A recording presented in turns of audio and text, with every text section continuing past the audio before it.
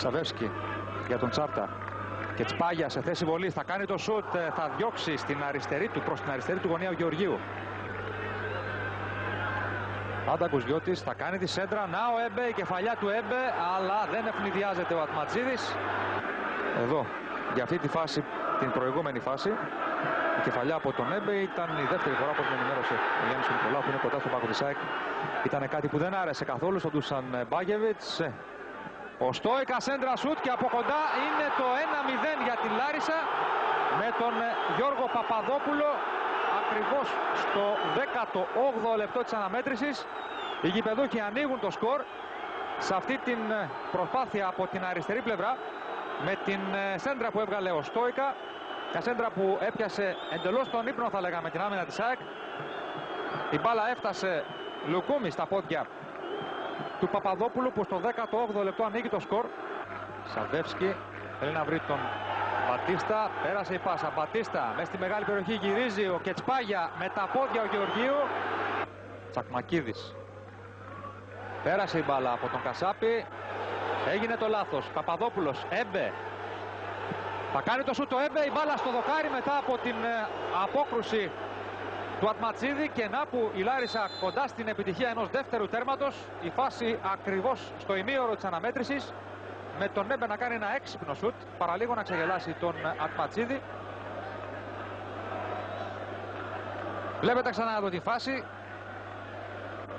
Ο Ατματζίδης την τελευταία στιγμή με το δεξί του χέρι έστειλε την μπάλα αισθηκτοδός, θα λέγει κανείς, στο οριζόντιο δοκάρι.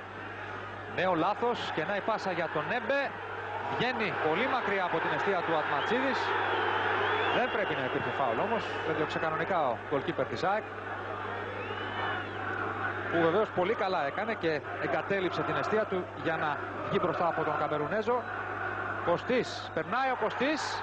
Έχουμε το κόψιμο και από τον Μιτσιμπόνα. Για να είμαι ειλικρινής, δεν είδα καλά τη φάση.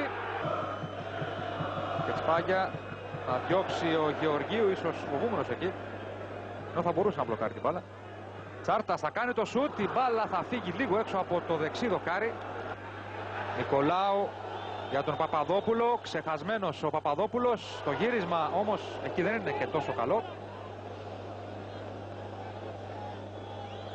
Χάθηκε μια καλή προσπάθεια για την Λάρισα. Μπατίστα από μακριά το σουτ, θα διώξει ο Γεωργίου. Σαμπανάτζοβιτς θα κάνει νέο σουτ και πάλι ο Γεωργίου θα υπερασπίσει καταλήλως την εστία του και θα κρατήσει το 1-0. Μιτσιμπόνας στο ελεύθερο, ενώ έχουμε συμπληρώσει 20 λεπτά παιχνιδιού και ο χρόνος που κυλάει βεβαίως είναι σε βάρος της ΑΕΚ. Η πάσα από τον Στόικα για τον Έμπε, το σουτ από τον Έμπε πάνω στον Ατματζίδη. Σαραβάκος, Μπορμπόκης, η κεφαλιά από τον Μπατίστα, καθώς ο Γεωργίου δεν κατάφερε να διώξει την μπάλα μπροστά από τον φόρ της ΑΕΚ. Η μπάλα όμως θα περάσει λίγο πάνω από το οριζόντιο δοκάρι και έτσι ούτε και σε αυτή τη φάση θα έρθει πολυπόθετη για την ΑΕΚ ισοφάριση. Βλέπετε εδώ